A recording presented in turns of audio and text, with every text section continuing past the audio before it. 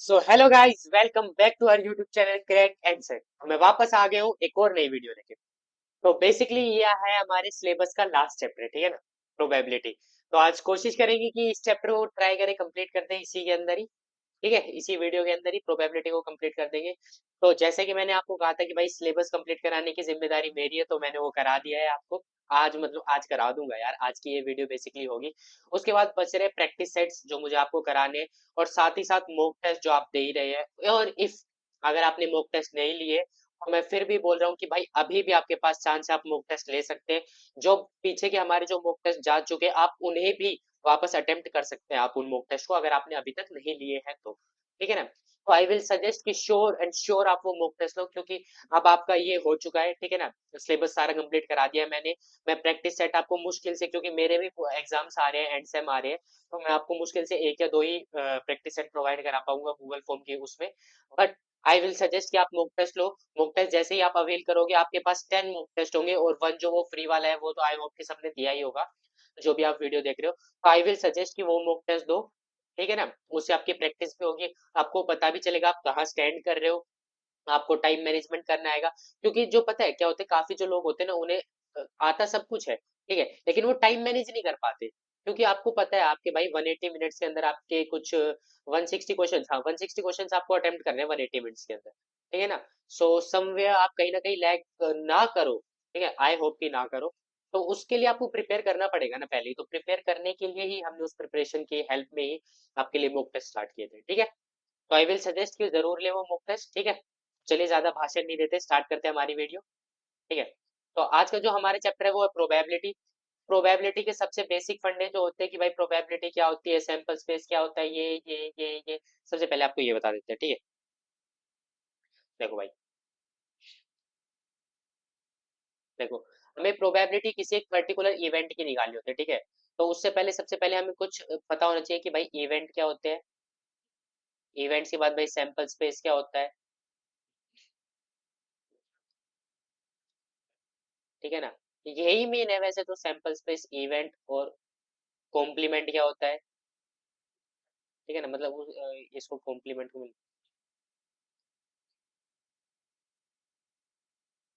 ठीक है। जैसे कि मान लो हमारा जो पहले ये बता देते हैं, सबसे पहले एक इवेंट होता है कि जिसकी हमें प्रोबेबिलिटी निकालनी होती है। फॉर एग्जांपल कि मान लो आपने एक कोइन को टॉस किया, कोइन को क्या किया, टॉस किया। तो उसके दो इवेंट हो सकते हैं, या तो हेड्स आएगा या टेल्स आएगा। ठीक है। तो ये एक इवेंट हो गया, इसको मान लो हमने नाम दे दिया इवेंट ए, या फिर ये आएगा, इसको नाम दे दिया हमने बी। ठीक है। तो ये दो इवेंट हो गए, यानी दो जो आ सकते हैं। ठीक है, इन्हें बेसिकली हम क्या कहते हैं, इवेंट कहते हैं। और सारे इवेंट का सम जो होता है वो मिलके क्या बनाता है, सैंपल स्पेस बनाता है। या तो इवेंट ए अकर हो सकता है, या फिर इवेंट बी अकर हो सकता है। ठीक है, इवेंट बी। तो ये जो टोटल मिलके बनाते हैं, ये क्या बनाते हैं, हमारा सैंपल स्पेस। ठीक है, सॉरी ये कुछ भी बन गया है। ये क्या हो गया, हमारा सैंपल स्पेस। ठीक है। अब आपसे एक बात पूछे, देखो, हमने तो क्या बता रखा है, या तो ए अकर होगा या बी अकर होगा। ठीक है। इफ मान लो आपसे कोई पूछे ए का कॉम्प्लीमेंट, कि मतलब ए अकर नहीं हुआ, ए का कॉम्प्लीमेंट अकर हो गया, यानी ए का कॉम्प्लीमेंट क्या है, बी। क्योंकि ए अकर नहीं हुआ तो बचा कौन सा, बी, तो बी अकर हो जाएगा। और कॉम्प्लीमेंट को ऐसे दिखाते हैं, या तो ए डैश कर देते हैं। ठीक है, मान लो अगर ये इवेंट है तो ए डैश कर देंगे, या फिर कैसे, ए के ऊपर सी दिखा देते हैं, एक कॉम्प्लीमेंट। ठीक है। और अगर बी, बी का कॉम्प्लीमेंट अगर किया तो यानी क्या हो जाएगा, ए अगर हो जाएगा। ठीक है। अब इसे एक बार मैं वेन डायग्राम की हेल्प में भी समझा देता हूँ आपको, कि मान लो ये हमारा पूरा क्या है, सैंपल स्पेस है। ठीक है। अब इसके अंदर एक इवेंट ए ये है, एक इवेंट बी ये है, मान लो ए एंड बी। ठीक है। अब ये जो हो जाएगा, ये जो सारी चीज हो जाएगी, ये क्या हो जाएगी, ये हो जाएगी ए इंटरसेक्शन बी। ये सेट्स की हेल्प से बता रहा हूँ मैं, ठीक है आपको। तो अगर आपको ए और बी के साथ साथ निकालनी होती है, ए इंटरसेक्शन बी, और इसका जो सम होता है वो क्या होता है, ए यूनियन बी। ठीक है। तो ऐसे ही इसके अंदर ए यूनियन बी, जैसे आपको निकालिए probability of A union B. ठीक है, तो वो क्या हो जाएगी, बेसिकली हम सेट का वो फॉर्मूला लगा देंगे, probability of A plus probability of B minus probability of A intersection B. ठीक है, यही हमारी एडिशनल थ्योरम होती है, एडिशन थ्योरम, एडिशन थ्योरम। ठीक है, प्रोबेबिलिटी की, ओके। बस यही था बेसिकली जो होता है। एक होता है एग्जॉस्टिव, इवेंट क्या होते हैं, एग्जॉस्टिव और एक होता है म्यूचुअली एक्सक्लूसिव। देखो ये वैसे मैं, एक मिनट रुको। हाँ, कहाँ पे आएगा ये मैं आपको बताता हूँ। आपके जैसे ही आप इसके अंदर आते हो, ये है, ये रहा पेयर वाइज जो, अरे यार सॉरी। तो एग्जॉस्टिव और मुझे आपको बताना है मेजरली एक्सक्लूसिव क्या होते हैं। तो एग्जॉस्टिव तो क्या हो जाएंगे,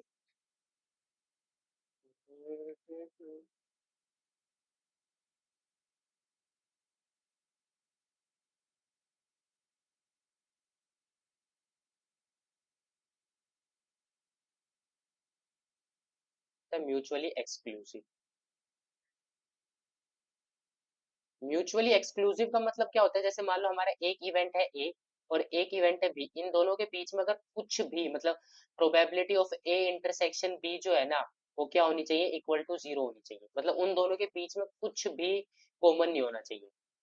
ठीक है, तो वो तो क्या हो जाता है हमारा ए, क्या हो जाता है ये म्यूचुअली एक्सक्लूसिव की ए और बी के अंदर कुछ भी कॉमन नहीं है। जैसे कि फॉर एग्जांपल सेट की हेल्प से अगर हम समझते हैं, तो ये अगर ए है, ये बी है, ठीक है, तो इनके बीच में कुछ नहीं है। और एग्जॉस्टिव क्या हो जाता है कि मान लो आपका ए इवेंट है, बी सी और डी, आपके चार इवेंट है, और probability of A plus probability of B plus probability of C plus probability of D, जो है ये सारी मिलके क्या हो जाए, इक्वल टू वन हो जाए, तो वो आपका क्या हो जाएगा, एग्जॉस्टिव इवेंट।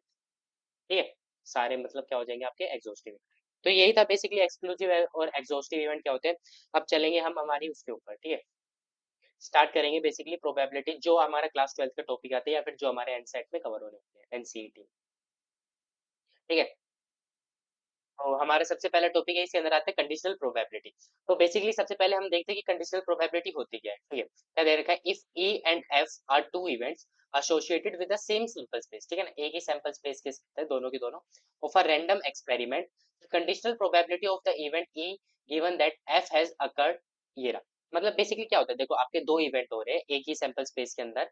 मान लो ये हमारा सैंपल स्पेस है, ठीक है, ये कोई सैंपल स्पेस है, और ये हमारा इवेंट ई है, और ये हमारा मान लो इवेंट कोई एफ है, ई और एफ।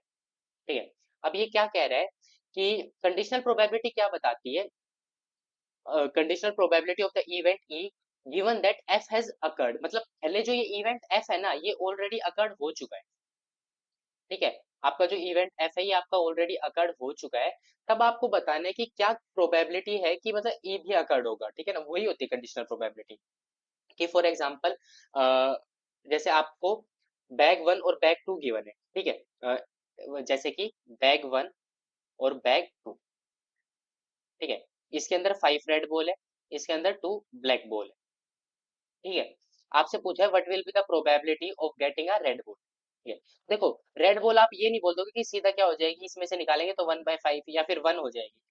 ठीक है ना, 1 हो जाएगी, आपको पता है इसमें से जैसे ही निकलेगी तो 1 बाई, क्या एक और ले लेते हैं, 5 red ball and 1 black ball. ठीक है, ओके। तो आपको इसमें से ये बताना है कि भाई इसमें से जो प्रोबेबिलिटी होगी कि बैग वन में से वो चीज निकले और वो क्या हो, ब्लैक बॉल। ठीक है, तो सबसे पहली बात तो क्या है, आपको ब्लैक बॉल चाहिए। ठीक है, लेकिन किस में से चाहिए, बैग वन में से, यानी आपका जो इवेंट वन है, वो जो ए इवेंट है वो तो ऑलरेडी अकर्ड हो चुका, कि बैग वन में से ही चाहिए। उसके बाद बताओ आप जो वो बॉल निकलेगी वो बी जो इवेंट होगा, यानी जो वो बॉल होगी वो ब्लैक बॉल होगी। समझे, तो यानी आपका जो ए इवेंट है वो ऑलरेडी अकर्ड हो चुका है। ठीक है, तो उसकी जो प्रोबेबिलिटी होती है वो कैसे निकालनी होती है, वो हमें निकालनी है। तो probability of E bye F, यानी ई की प्रोबेबिलिटी निकालनी है when F has already occurred, तो क्या हो जाएगा, किसके इक्वल होगी, probability of E intersection F upon probability of F, sorry.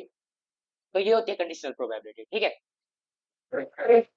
Sorry guys, वो थोड़ी प्रॉब्लम हो रखी है थ्रोट के अंदर, इसी कारण जो वीडियोस हो रही थी वो काफी लेट आ रही थी आपकी। तो probability of E bye F क्या हो जाएगी, यानी कंडीशनल प्रोबेबिलिटी ऑफ ई की probability of E intersection F by probability of F. ठीक है ना, यानी आपका इवेंट ई का इंटरसेक्शन एफ के साथ divided by probability of F. ये क्या बता रहे हैं कि आपके जो इवेंट ऑफ ई की प्रोबेबिलिटी कितनी है जब एफ ऑलरेडी हो चुका है। ठीक है, ये होती है कंडीशनल प्रोबेबिलिटी। ओके, तो इसकी कुछ प्रॉपर्टीज होती है। सबसे पहले क्या होती है कि probability of S by F, इसमें एस क्या है, सैंपल स्पेस है। ठीक है,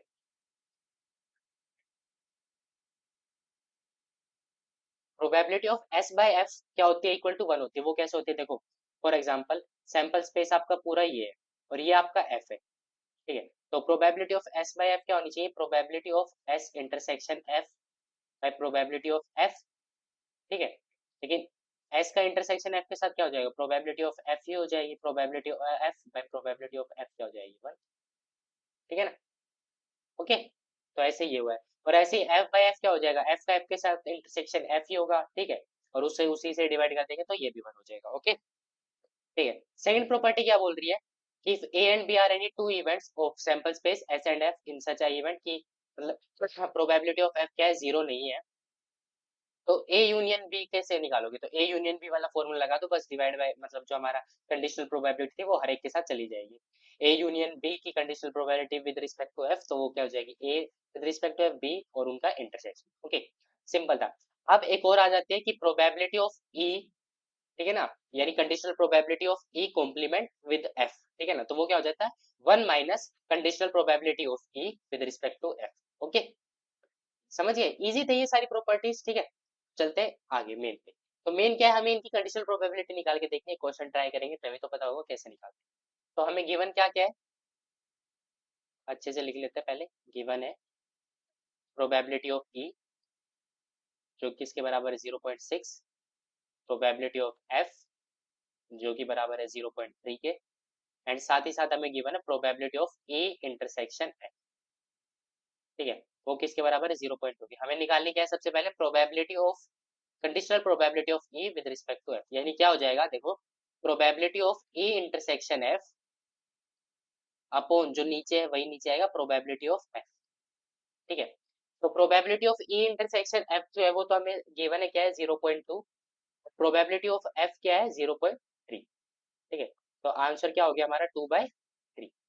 और नेक्स्ट प्रोबेबिलिटी कंडीशनल प्रोबेबिलिटी निकालनी, वो क्या प्रोबेबिलिटी ऑफ एफ विद ई, तो ये बेसिकली क्या हो जाएगा, ये हो जाएगा वही सेम, देखो सेम नहीं थोड़ा सा डिफरेंट होगा, इंटरसेक्शन तो आएगा लेकिन नीचे इसके बाद प्रोबेबिलिटी ऑफ ई आ जाएगी, तो ये किसके इक्वल हो जाएगा 0.2 अपॉन 0.6, तो ये क्या हो गया 1/3, ठीक है। इजी था, आई होप कि आपको समझ में आया होगा, ठीक है। चलते हैं आगे। आगे आती है मल्टीप्लीकेशन थ्योरी ऑफ प्रोबेबिलिटी क्या होती है, देखो कंडीशनल थ्योरम, कंडीशनल प्रोबेबिलिटी हमने पढ़ी ना, देखो कंडीशनल प्रोबेबिलिटी बेसिकली क्या होती थी कि अगर आपको probability of A by B निकालनी है तो वो किसके इक्वल हो जाती है, प्रोबेबिलिटी ऑफ ए इन, क्या हो रहा है, probability of A intersection B upon probability of B, ठीक है। अब देखो मल्टीप्लिकेशन में बेसिकली क्या हो जाता है, अगर आपको probability of event A intersection B यानी दो इवेंट की भी निकालनी हो तो वो क्या हो जाती है प्रोबेबिलिटी ऑफ इनटू, क्या किया मैंने बेसिकली इसको इस साइड मल्टीप्लिकेशन में भेज दिया, ठीक है, ए, ठीक है।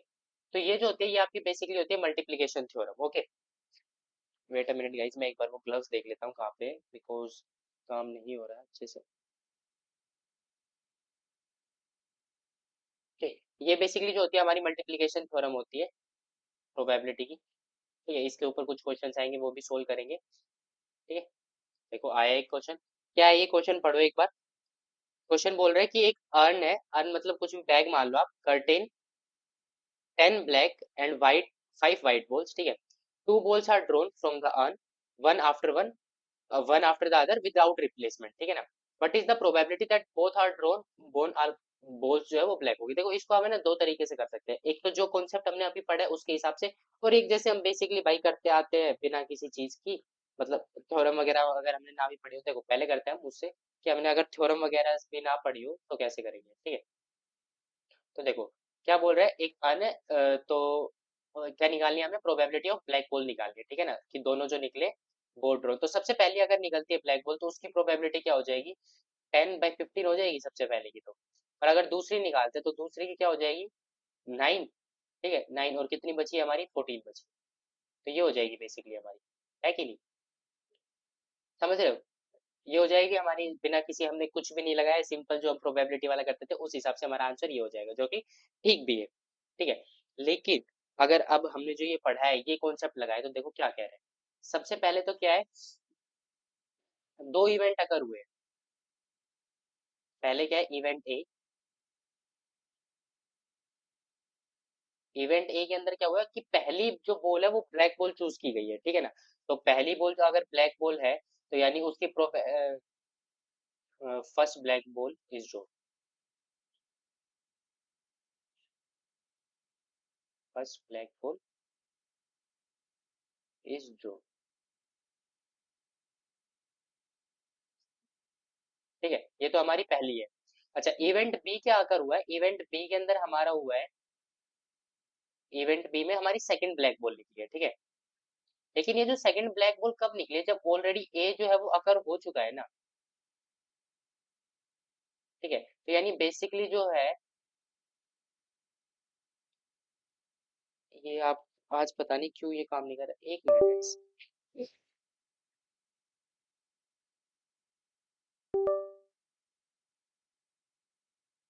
ठीक है, इवेंट ए हमें अल्टीमेटली जो है, हमें प्रोबेबिलिटी किसकी निकालनी है, प्रोबेबिलिटी ऑफ ए। और इनटू की भाई हमने जो सेकंड प्रोबेबिलिटी है वो किसकी है कि ए तो ऑलरेडी अगर हो चुका, ठीक है। लेकिन तभी हमें प्रोबेबिलिटी ऑफ बी निकालनी है, probability of B when A already occurred, यानी हमें इसकी प्रोबेबिलिटी निकालनी है डायरेक्ट। समझ रहे हैं आप?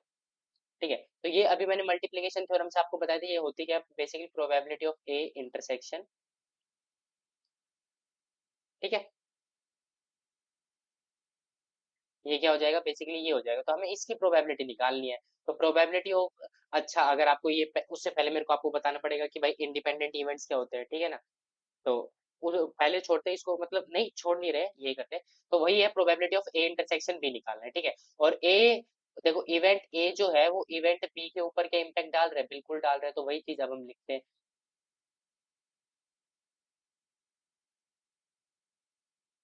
देखो इसको अगर आप बोलो कि सर ये कैसे इक्वल आ गया, तो वो मैं यहाँ पे आपको करके बता रहा हूँ बस। तो probability of B into A intersection, तो प्रोबेबिलिटी ऑफ ए तो हमारी क्या हो जाएगी, सिंपली हम वो लिखते हैं, मतलब ये तो मैंने आपको जस्ट बताया है कि इक्वल कैसे होता है, अब हम इसको सोल्व करेंगे। तो प्रोबेबिलिटी ऑफ ए की फर्स्ट बॉल जो ड्रोन है वो हमारी कैसी है, वो है हमारी जो फर्स्ट ब्लैक बॉल है, तो उसकी प्रोबेबिलिटी है हमारी 10/15। और probability of B when A has already occurred, तो वो कितनी हो जाएगी कि भाई जैसे ही हमने एक बॉल निकाल दी तो टोटल बॉल तो कितनी बची, 14। तो 14 बॉल, और कितनी वो जो है ब्लैक बॉल कितनी बची हुई है हमारी इसके अंदर देखा के, तो 9 ब्लैक बॉल्स है, तो ये हमारी प्रोबेबिलिटी ऑफ ए हो गई और ये हो गई, ठीक है। तो बेसिकली अब हम इसे लिख देते हैं 10/15 इंटू में 9/14, ठीक है। इसे आप जैसे ही सोल्व करोगे तो आप कर सकते हो इसे, तो क्या हो जाएगा, ये 2 and this will be equal to 3, and 3 one जा 3 3 जा 9 एंड ये 2 वन जा एंड 2, तो हमारा आंसर आ गया 3/7। ये तो है बेसिकली जो मैंने ये लगाया था, ठीक है ना। बस मैंने थोड़ा सा आपको यहाँ पे कंफ्यूज कर दिया होगा आई गेस, ठीक है ना, मुझे तो ऐसा ही लग रहा है, ठीक है। इसमें लेकिन कंफ्यूज होने वाली कुछ बात नहीं थी कि बेसिकली हमने क्या, मैंने आपको ये बताया कि ये चीज ऐसे कैसे हो गई, ठीक है ना, यहाँ पे ओके। आई होप कि आपको समझ में आएगा। देखो सिंपली हमने लास्ट में भी इसमें भी यही किया है, जैसे जो मैंने ऊपर किया था, लेकिन मैंने आपको ये चीज है ना एक बार कॉन्सेप्ट समझाने के लिए की है कि भाई असल में हमने ऐसा क्यों किया है। ओके, चलते हैं आगे। अब आते हैं इंडिपेंडेंट इवेंट। इंडिपेंडेंट इवेंट क्या होते हैं कि इवेंट ए अकर हो और इवेंट बी अकर हो, दो इवेंट है लेकिन उन दोनों की अकरेंस एक दूसरे पे इम्पैक्ट ना डाले। देखो एक बार पीछे वाले क्वेश्चन पे आते हैं। प्रोबेबिलिटी ऑफ ए, और ये जो था इवेंट ए और इवेंट बी, ये इंडिपेंडेंट इवेंट नहीं थे, क्यों? क्योंकि जैसे ही आपका इवेंट ए हो गया ना, इसने आपकी इवेंट बी के ऊपर इम्पैक्ट डाल दिया कि सेकंड बॉल जो है वो ड्रॉन हुई है वो भी ब्लैक है। क्यों? क्योंकि पहले तो था 10/15, अगर मान लो इवेंट ए हुआ ही नहीं होता, ठीक है ना, इवेंट ए नहीं हुआ होता, तो इवेंट बी की प्रोबेबिलिटी क्या हो जाती, 10/15 हो जाती, ठीक है ना, क्योंकि ए भी ब्लैक बोल अभी तक निकली नहीं है। तो इसलिए ये जो इवेंट ए और इवेंट बी है यहाँ पे इंडिपेंडेंट भी है। इंडिपेंडेंट क्या होता है कि देखो फॉर एग्जाम्पल कि आपने एक कॉइन को टॉस किया, ठीक है। वो जब आपने दो कॉइन थे, आपने साइमल्टेनियसली टॉस किया, तो एक के ऊपर हेड आया एक के ऊपर टेल आया। तो जो एक के ऊपर हेड आया वो इवेंट ए है और दूसरे पे टेल आया वो है इवेंट बी। इन दोनों ने एक दूसरे पे कोई इम्पैक्ट डाला? कोई इम्पैक्ट नहीं है, ठीक है। जब आपको यहाँ पे ए आया है इसकी अकरेंस में दूसरे वाले को थोड़ी ना कुछ इम्पैक्ट ही है, ठीक है। तो वो दोनों आपस में क्या है, इंडिपेंडेंट इवेंट, ठीक है। अब इसकी कुछ प्रॉपर्टीज होती है वैसे इंडिपेंडेंट इवेंट की, वो मैं बता देता हूँ आपको। कि अगर आपका probability of A intersection B निकालना होता है अगर आपको उसके अंदर, और ए और बी जो है, A and B are independent events होते हैं,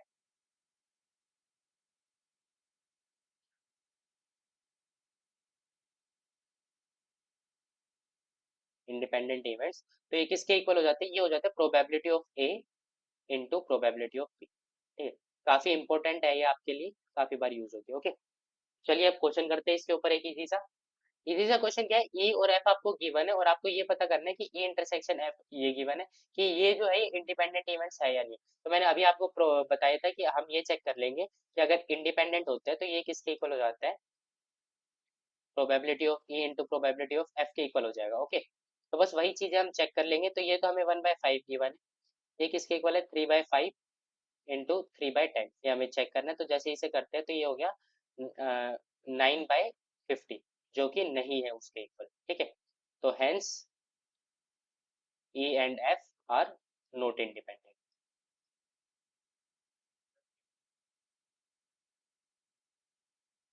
इंडिपेंडेंट इवेंट्स। ठीक है, आई होप कि आपको समझ में आया होगा इंडिपेंडेंट कैसे होते हैं इवेंट्स और कैसे नहीं होते। ठीक है, ठीक है, तो अब चलते हैं आगे।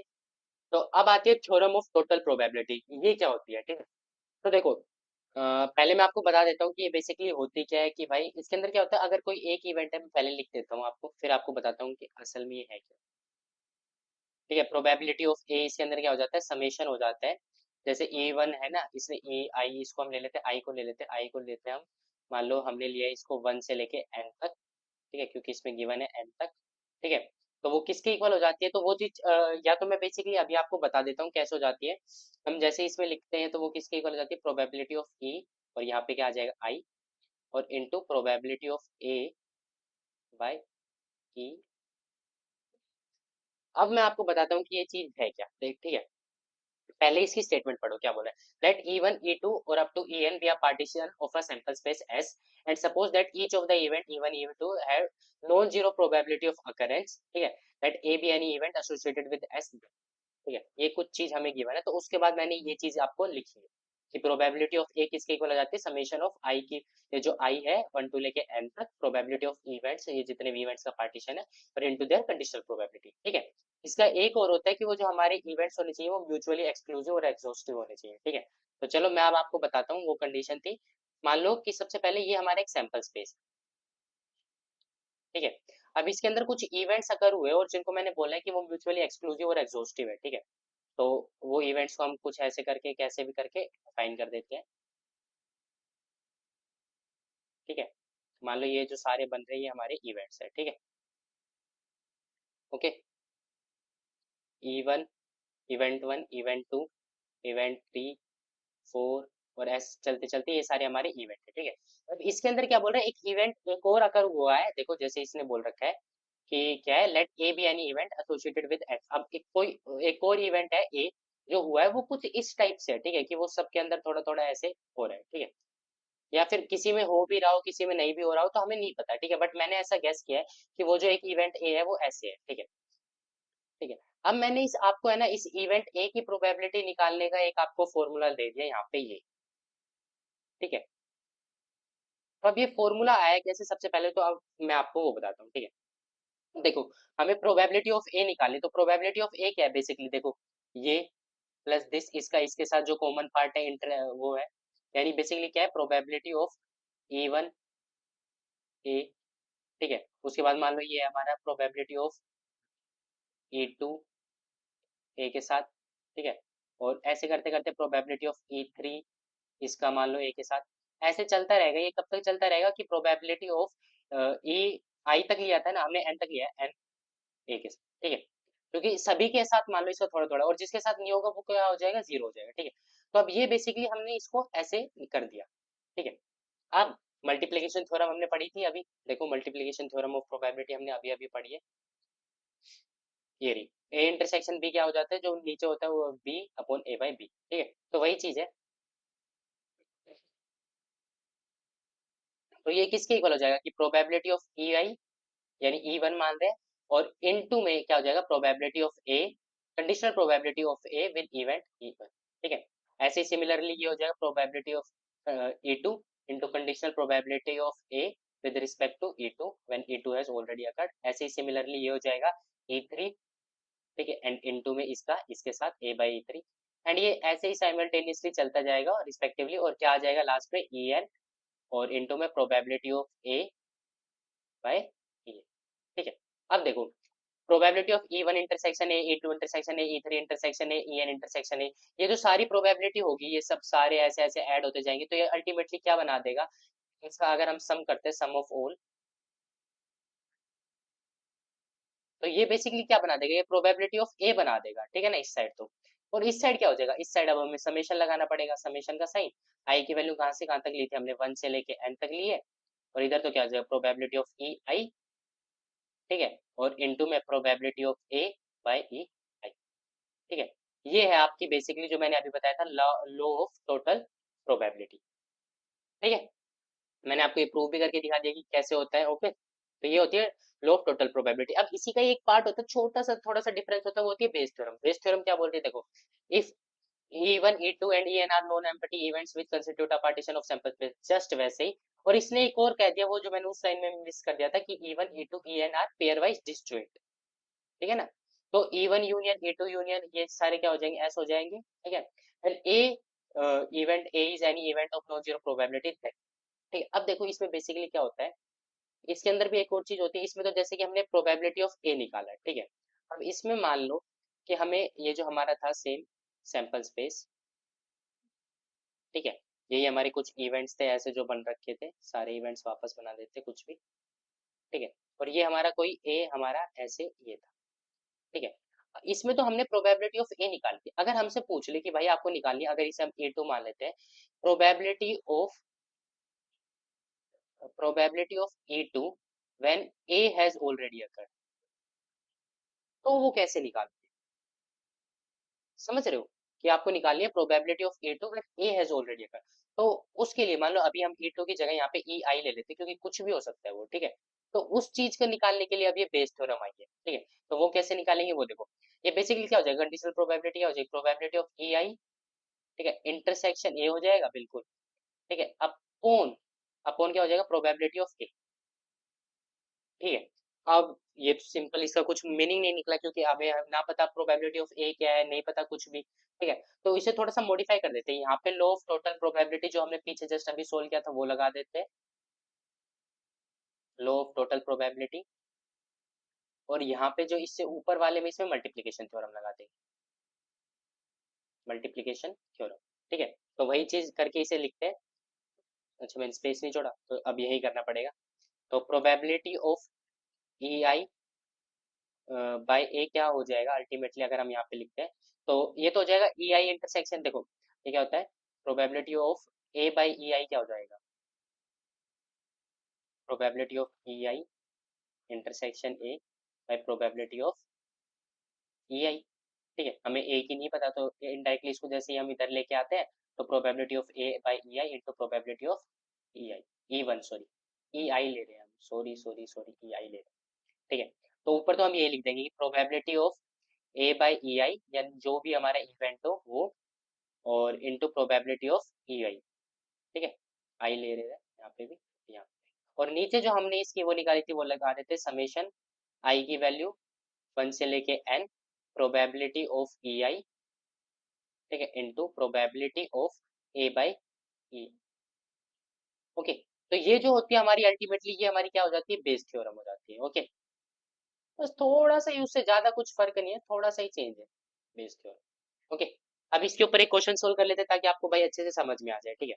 अब देखो सबसे पहले क्या कह रहा है, bag one contains 3 red ball and 4 black ball, while another bag 2 contains 5 red ball and 6 black ball. One ball is drawn at random from one of the bags. It is found to be red. ठीक है, वो red मिली है, find the probability that it is drawn from the bag one.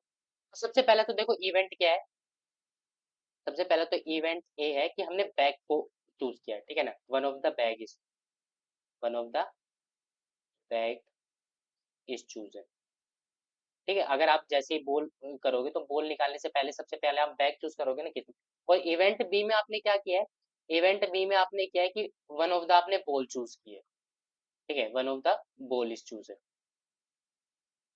अब आपको इसने कुछ given किया है, क्या कहा है कि it is found that the ball जो आपने निकाली है वो रेड है। जो बॉल हमने निकाली है वो रेड है, इसने इसके अंदर दे दिया कि जो बॉल हमने निकाली है वो रेड है। ठीक है, हमें क्या निकालनी है, find the probability that is drawn from the bag one, bag two sorry, यानी रेड बॉल तो ऑलरेडी निकल चुकी, ठीक है ना, यानी मीन्स आपकी जो रेड बॉल है वो तो आपकी इवेंट भी तो यानी आपका इसने दे रखा है हो चुका, लेकिन आपको ये बताना है कि वो निकाली है वो वन ऑफ द यानी इवेंट ए का किसी में, तो यानी आपको अल्टीमेटली क्या निकालनी है, probability of A by B निकालनी है आपको, ठीक है ना, कि इवेंट ए आपका ऑलरेडी अकर्ड हो चुका है, यानी जो इसे एक बार मैं आपको अच्छे से एक बार वापस बता देता हूँ कि मान लो हमने इसको इवेंट में ऐसे वेन डायग्राम की हेल्प से तोड़ा, ठीक है, इवेंट इसे दो पार्ट में डिवाइड किया, क्यों, क्योंकि दो ही बैग थे, तो इवेंट वन या तो बैग क्या है, वन है या फिर टू, ठीक है, ये इवेंट वन हो गया, ये फर्स्ट बैग के लिए, सेकंड बैग के लिए। अब उसमें से आपको क्या कह रहा है कि ये, तो ये आपका ए, आपका जो है इवेंट मान लो ये जो हमारा इवेंट भी है ये अकर हुआ है कुछ ऐसे, ठीक है, वो कैसे भी हो सकता है, या तो यहाँ से भी बॉल निकल सकती थी या यहाँ से भी निकल सकती थी।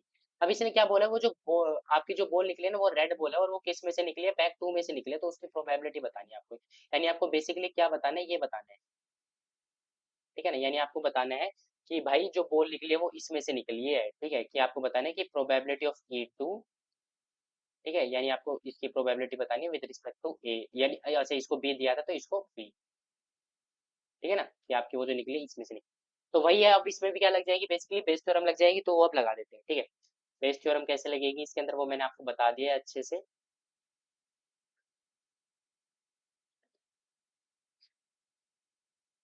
ठीक है, प्रोबेबली हमें पता लग गया कौन सा भाई इवेंट ए था कौन सा बी था, सब कुछ हमने आपको वेन डायग्राम की हेल्प से बता दिया था, ई वन और ई टू, ये जो आपकी वो बनी थी, ठीक है, और ये आपका क्या बन गया, सैंपल स्पेस बन गया, क्योंकि आपका इसके अंदर हो रहा है, ठीक है, तो अब हमें बेसिकली क्या निकालनी है, प्रोबेबिलिटी ऑफ हमारा जो बैग हुआ है, यानी इवेंट टू में से निकला है और किसके रिस्पेक्ट में, विद रिस्पेक्ट टू बी, यानी कैसा हो गया हमारा ये कुछ, अगर आप देखते हैं तो इसे ये कुछ ऐसा हो गया, ठीक है, इवेंट टू, तो क्या हो जाएगा ये बेसिकली, ये हो जाएगा प्रोबेबिलिटी ऑफ ए, यानी probability of B with respect to E two, यानी कि सबसे पहली तो ये और फिर उसके साथ प्रोबेबिलिटी ऑफ ई टू, ठीक है, अपॉन यहाँ पे क्या हो जाएगा, प्रोबेबिलिटी ऑफ, अब हमें किसकी निकालनी है, जो पूरा जो हमारा वो था उसकी लो ऑफ टोटल प्रोबेबिलिटी निकालनी है, तो लो ऑफ टोटल प्रोबेबिलिटी हमारी क्या हो जाएगी, probability of B by E one into probability of E one, ठीक है, plus probability of B by E two, ये जो बी जो इवेंट है ये हमारा वो है कि भाई जो बॉल निकली है वो रेड बॉल उसमें से निकली, probability of E two, okay, अब इसके अंदर सीधा जो हम बेसिकली पुट कर देंगे प्रोबेबिलिटी ऑफ बी, यानी जो बॉल निकली है वो बैक टू में से निकली है, ठीक है ना, तो वो क्या है देखो, सबसे पहले प्रोबेबिलिटी ऑफ बी टू तो क्या हो जाएगी, वन बाय टू हो जाएगी ई टू, और इसके साथ ये कि जो बॉल निकली है वो इसमें से निकली है उसकी प्रोबेबिलिटी क्या है, अगर हम बैक टू लेते हैं, बैक टू ये है, ठीक है, तो फाइव छह और पांच ग्यारह, ग्यारह में से क्या निकली है, एक रेड बॉल निकली है, यानी फाइव बाई इलेवन, ठीक है, अपॉन ये जो हमारा बी बाई ए वन है कि सबसे पहले तो प्रोबेबिलिटी जो बॉल निकली है वो किस में से जो है बैग वन में से निकली और कौन सी निकली, रेड बॉल, तो फोर और थ्री सेवन है टोटल, और थ्री बाई सेवन हो जाएगी उसकी प्रोबेबिलिटी, ठीक है, और इंटू में one by two plus five by eleven, अब इसे आप आगे सोल्व करें, ठीक है, जैसे ही आप इसे आगे सोल्व करेंगे आपका आंसर आ जाएगा, ये सिंपली मैंने बताया कि भाई आप बेस थ्योरम को कैसे लगा सकते हो, ओके, ये आगे मैंने स्पेस छोड़ रखा, अच्छा ठीक है, तो इसी के साथ जो था हमारा अभी तक ये जो सारा कॉन्सेप्ट है ना ये आपको एनसीईआरटी में गिवन था, तो ये आपने बोर्ड के एग्जाम में भी दिया होगा तो आपको ये क्लियर होगा, ठीक है, अब एक चीज आती है कि भाई प्रोबेबिलिटी डिस्ट्रीब्यूशन वो क्या होता है, ठीक है, क्योंकि आपके पेपर के अंदर ये वाला टॉपिक भी आ रहा है, ठीक है, तो उसके लिए सबसे पहले एक जो चीज हमें पढ़नी है वो है कि भाई रैंडम वेरिएबल क्या होता है, ठीक है, तो समझना अच्छे से कि रैंडम वेरिएबल कुछ नहीं है, एक रियल वैल्यूड फंक्शन है जो कि डिफाइंड है, फंक्शन है जो कि डिफाइंड है over sample space of a random experiment, ठीक है, यानी कि x, मान लो रैंडम वेरिएबल को हम x मान लेते हैं, रैंडम वेरिएबल x, तो क्या है ये असल में एक फंक्शन है, ठीक है, जो कि डिफाइंड है, क्या है फंक्शन है ये, वो कि इसका जिसका जो डोमेन है, डोमेन क्या है सैंपल स्पेस, और कहाँ पे डिफाइंड है, ये एक रियल वैल्यूड फंक्शन है, ठीक है, इसका आंसर क्या है, तो ये है बेसिकली आपका रैंडम वेरिएबल, ठीक है, अब इसमें आपके दो वर्ड आए हैं, एक तो ये सैंपल स्पेस, ठीक है, और एक ये रियल वैल्यू, इनको आपको हमेशा याद रखना है क्योंकि बेसिकली इनपे से आपको पता है सीधा सीधा क्वेश्चन के अंदर डेफिनेशन भी पूछ सकता है कि व्हाट इज रैंडम वेरिएबल, ठीक है ना। रैंडम वेरिएबल की आपको डेफिनेशन दे देगा और आपको पूछेगा कि इनमें से which one of the following statement is correct.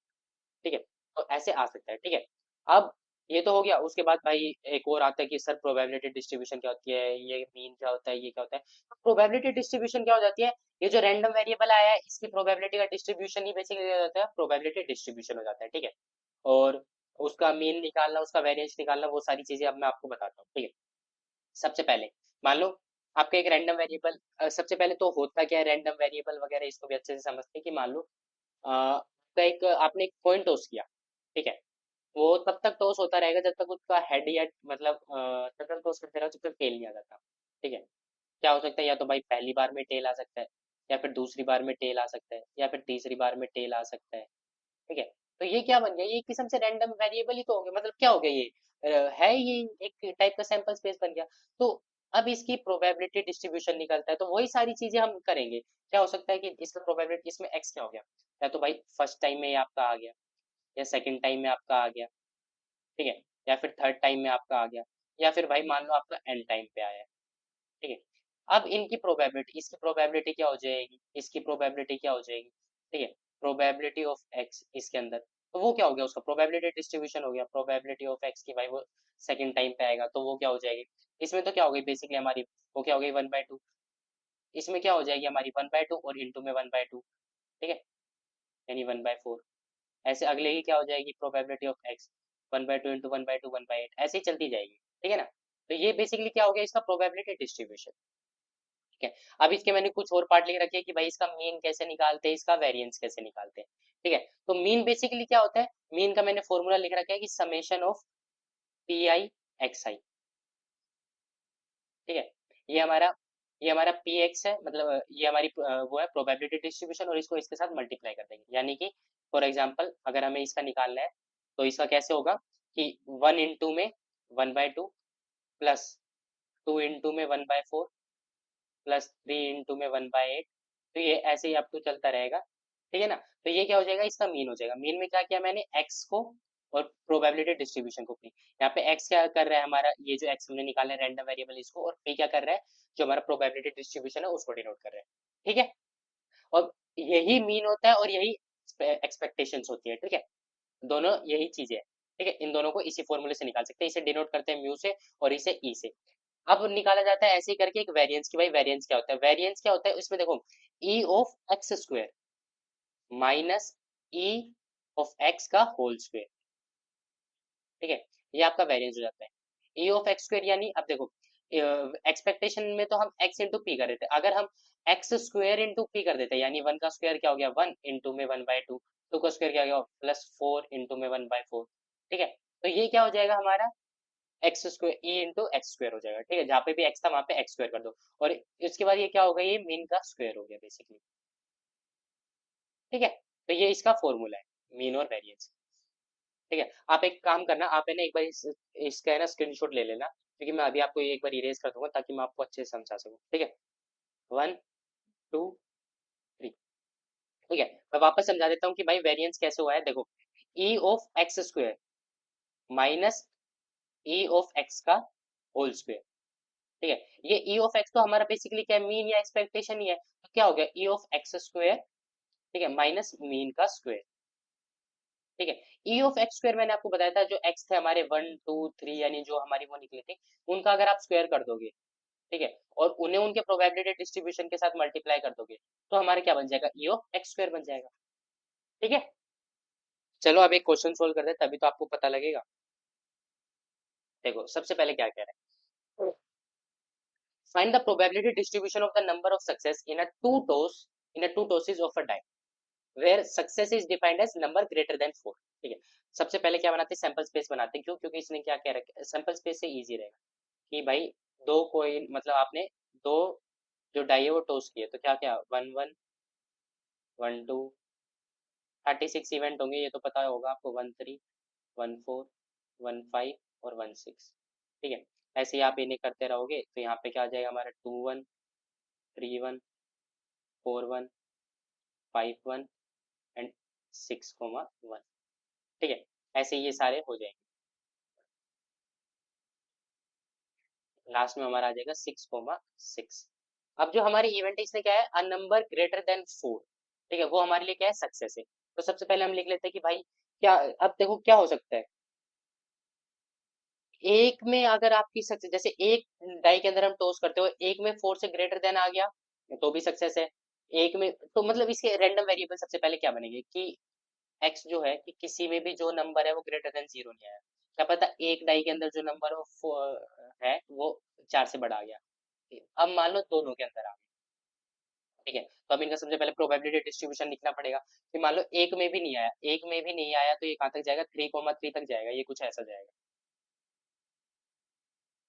ठीक है, 3,3 यहाँ पे होगा आपका लास्ट वाला, ठीक है। इसमें क्या हो गया आपका, ये जो थे आपके, इसमें इसमें हो गया कि भाई आपका जो एक है ये 2,4 होगा, ये 3, अच्छा नंबर ग्रेटर, ठीक है, तो नंबर ग्रेटर देन 4 है तो आपका ये 4 भी जो होगा इसमें इंक्लूड हो जाएगा, मैंने ये 4 इंक्लूड नहीं किया, तो कहाँ तक ये आपका, ठीक है, यानी 4,4 तक है कि आपका एक भी सक्सेस अगर नहीं हुई, ग्रेटर देन 4 है, ठीक है। तो अब इसमें देखो कौन कौन से इवेंट हो जाएंगे हमारे, ये जो इवेंट है 1,5 2, यहाँ तक, यहाँ पे जो लास्ट होगा हमारा क्या होगा 4,6, ठीक है।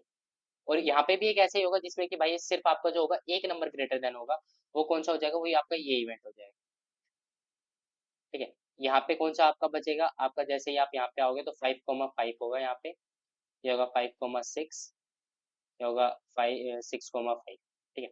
ये चार तो कौन से जिसमें आपके दोनों हुए ये ऐसे, अब इनका प्रोबेबिलिटी डिस्ट्रीब्यूशन हमें लिखना है। तो probability of X equal to 0 इसकी क्या हो जाएगी, ठीक है, तो टोटल इवेंट तो हमारे कितने 36, ठीक है। अब इसका डिस्ट्रीब्यूशन देखते हैं तो कितना हो गया 4 और 4 16 यानी 16/36, ठीक है। अब इसमें इसके कितने हो जाएंगे, probability when X equal to 1, कैसे हुए देखो, ये 16 कैसे हुआ, 4 4 4 एंड 4, क्योंकि 4 लाइन के अंदर हो गया ना।